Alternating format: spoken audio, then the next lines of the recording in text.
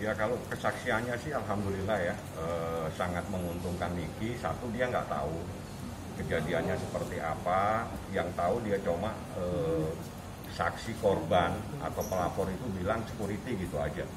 Dari siapa yang mukul juga dia nggak tahu, kejadiannya seperti apa dia juga nggak tahu. Bahkan yang lebih membuat saya bingung juga di persidangan ini, kemarin ada saksi yang menyatakan di mobil bertiga. Tapi keterangan tadi, mereka hanya bilang di dalam mobil hanya berdua. Nah, jadi semua saksi ini tidak ada satupun yang sinkron. Kemarin ada saksi bertiga, tiga-tiganya nggak jelas.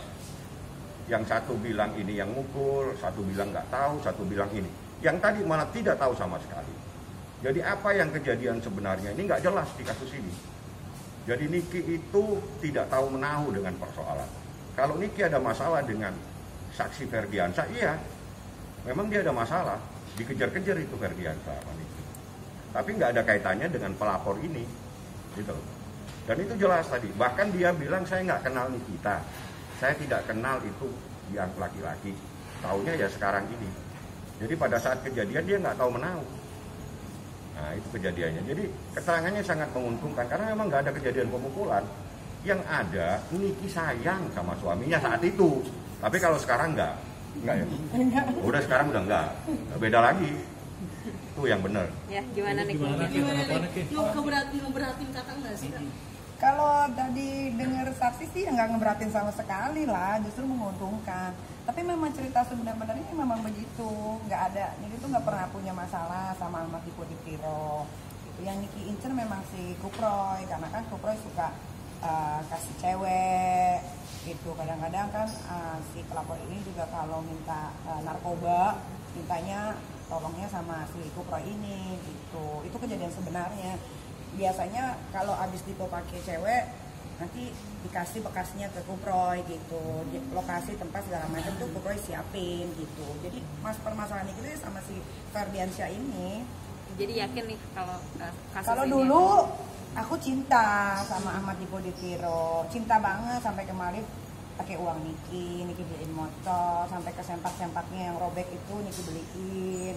Kacamata anaknya rusak, Niki yang beliin yang baru. Pokoknya semuanya Niki beliin dulu. Kalau sekarang udah nggak cinta, tapi nggak pernah punya masalah sama Ahmad ini. Jadi yakin ya nih kalau sidang ini akan memihak kepada Niki? Ya, wallahu alam. Lu tahu Indonesia Raya kan? Tapi insya Allah lah ya. Jadi kebenaran itu nggak bisa disembunyikan di persidangan ini. Karena begini, dalam proses hukum, untuk membuktikan seseorang melakukan tindak pidana itu minimal dengan 2 alat bukti. 2 alat bukti itu ya harus sinkron antara saksinya, bukti tertulisnya. Nah yang tadi itu malah lebih lagi. Tadi ada saksi yang kaitannya dengan visum itu nggak jelas identitasnya tadi. Anda dengar? Ada alamat nggak jelas. Dan ini siapa yang bersangkutan ini? Makhluk dari mana ini tiba-tiba bikin visum ini?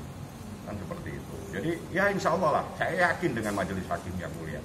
Karena di sini ini tempatnya mencari keadilan dan hakim itu adalah wakil Tuhan. Nah itu yang Anda harus tahu. Jadi Bang, dia perpanjangan wakil Tuhan. Oke, Bang, kenapa sih sidang berikutnya 2 minggu lagi? Kita menghormati orang yang berpuasa. Jadi Jumat itu puasa, jadi Sabtu puasa, Minggu juga puasa, Senin awal puasa ya kita hormati lah yang berpuasa. Termasuk saya menghormati diri saya sendiri. Karena awal puasa kita minta 2 minggu dengan kita mencari saksinya. Karena kami janji saksi 2 minggu lagi itu sopir yang membawa mobilnya Niki. Kita cari dia ada di mana. Kalau nggak ada, baru Nikita langsung diperiksa 2 minggu. Jadi pada prinsipnya sama saja. Karena saksi itu tidak ada, Niki tetap diperiksa. Saksi itu ada, Niki juga akan diperiksa.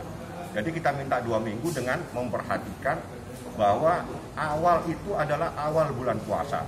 Bulan yang penuh rahmat, bulan Ramadan. Dan saatnya kita sekarang ini berdoa semua supaya virus corona ini ditarik dari bumi Indonesia. Doain semua rekan-rekan semua. Oke. Doa ya, insya Allah khair semua. Tanggapan tadi yang saksi ini ada hal yang aneh tadi tentang tanggapan juga yang berdarah hidungnya dan segala macam. Nggak itu tahu menjadi dia. sebuah tanda tanya juga. Iya, soalnya setahu Niki hidungnya Dipo tuh nggak berdarah ya. Apa dia tonjok sendiri, dia jedotin ke mobil, nggak ngerti juga. Tapi kalau dijedotin ke mobil harusnya memar kan, nggak berdarah. Apa dia cungkil-cungkil sendiri, gue juga bingung gitu. Makanya gue juga kadang-kadang suka heran, kenapa sih orang-orang ini demen banget berpenjara tuh apa untungnya? gue kalaupun di penjara juga nggak mungkin sampai 10 tahun 1 tahun. Pas gue keluar gue berulah lagi, makanya nggak usah. Tapi gak takut ya? Enggak lah, penjara mah. Nggak, Niki itu nggak takut karena dia yakin dengan kebenaran. Iya, gue kalau mukul nggak mungkin bunyok, cuman sigaret doang. Gue colok matanya, ngapain? Ya kan apalagi dia selingkuh terus. Masa cuma gue set gitu doang, nggak lucu lah. Kalau gue berantem nggak gitu.